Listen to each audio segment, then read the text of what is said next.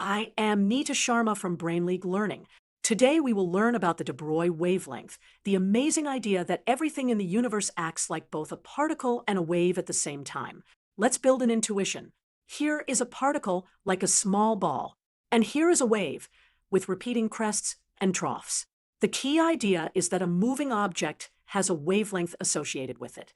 The wavelength, called lambda, is the distance from one crest to the next. Let's mark one wavelength on our wave.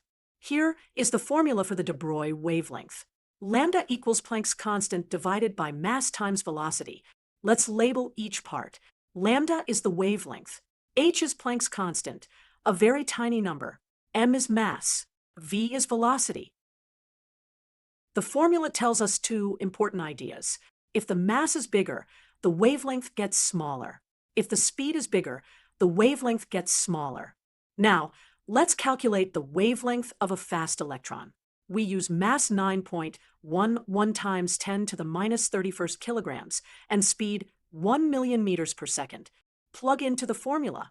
Lambda equals h divided by mv.